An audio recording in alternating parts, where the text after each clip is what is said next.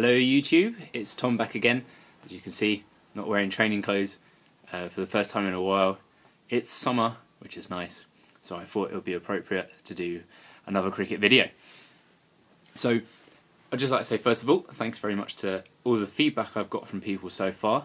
I do take it on board. I'd like, hopefully, that what you guys are telling me, I will structure my videos accordingly, see what you guys want. So if you have any ideas or any feedback or anything that you're interested in, something you'd like to hear my opinion on, please tell me, and I will address those, and I will consider it, and I will bear it in mind. Second point that I always have to make, this is just my opinion. Don't take it too seriously, think about what I say, and make up your own mind. So, the actual stuff. I think I might split this into two videos so I don't talk for too long, don't waste your time too much. But I want to, however many videos I decide to make, talk about my opinion of good bowling technique, good fast bowling technique. Now, I am a big believer in side-on actions. I think front-on actions are okay, but I don't really know very much about them. I have looked into side-on actions myself, and I've come to my conclusions based on javelin, the fastest bowlers in the world, and also a little bit of research that I did myself.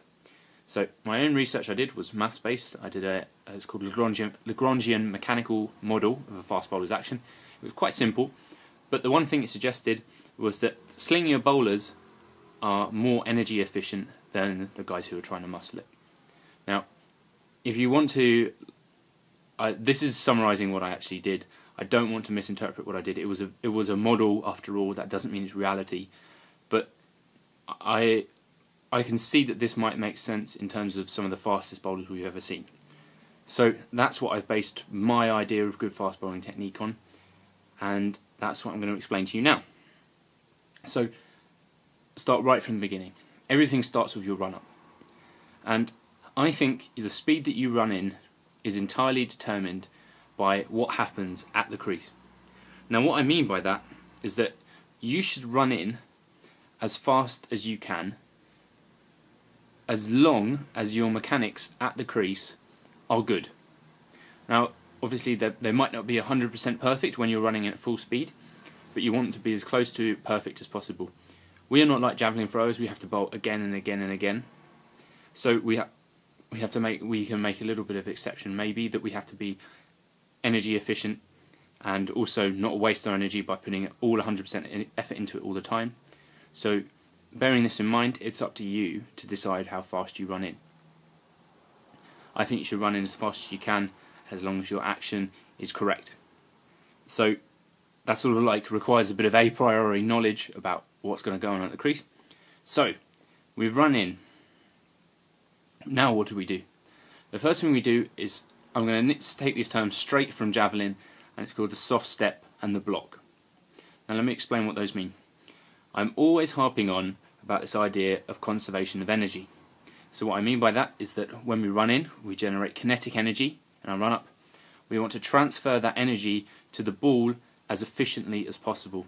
If we do that, we will bowl fast. It's as simple as that. We see this with slingy, efficient, relaxed bowlers. They just transfer energy well. And this is the philosophy that I applied to bowling. I think that the job of the muscles in the body are really just to steer or guide that energy that we generate in our run-up to the ball. Now, there are very good bowling coaches out there who will disagree with me on this, and they will say that the musculars, muscling the ball down there does have some role in it, like chest drive and hip drive. That's absolutely fine. I'm just saying that this is my opinion. So, the soft step and block. This is how our legs move to transfer energy correctly. So, with the first step, what we want to do, our back foot landing, we want to transfer as much of that run-up energy into our delivery stride as possible. So the way we do this is we have what's called a passive leg action.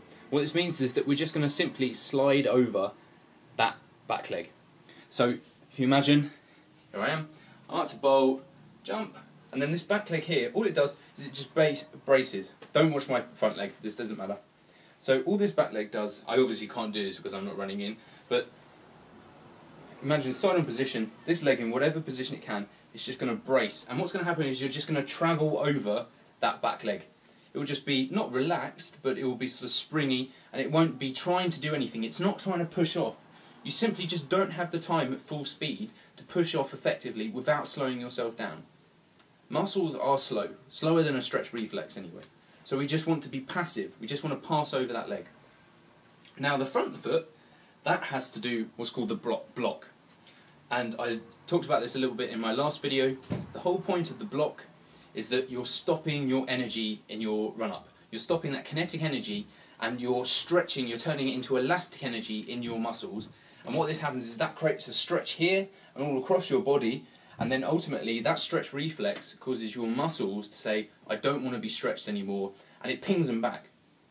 This is the stretch reflex. It's all mediated by something called the Golgi tendon. I think, oh my god, I might have said that entirely wrong, but there is a tendon in every muscle unit that tells it that I don't want to be stretched anymore, and it contracts. And that's how the slingy bowlers do it. That's why they're so quick, because they make use of that.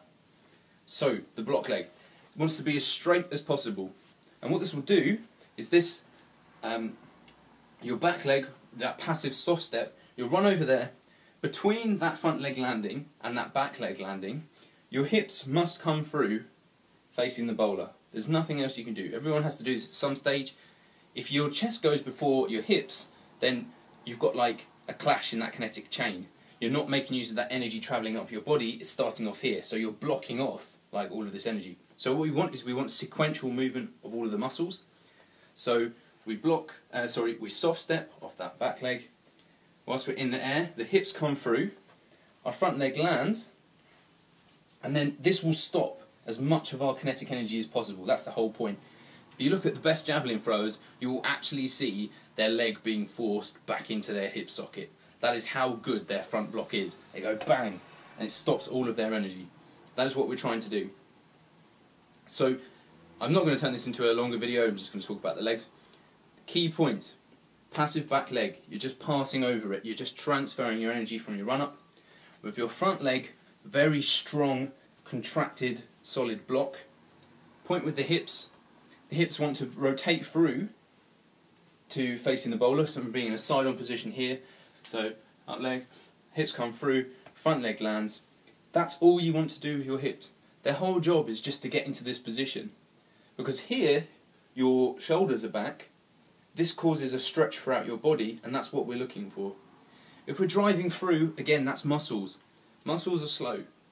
They just can't beat the kinetic, the stretch reflex. They just can't. They're not capable of doing it. We want to make use of that, and that will get us up to potentially very fast speeds. I hope you enjoyed this. I might look back at this and think I probably should have said things a bit better, but that's basically my philosophy of what the legs should do. Sometime next week I'll probably tell you about what I think the rest of the body should do. Again, if you're interested, if you'd like to talk to me about any of this, please leave me a comment. Don't be afraid to subscribe, and I'll see everyone soon.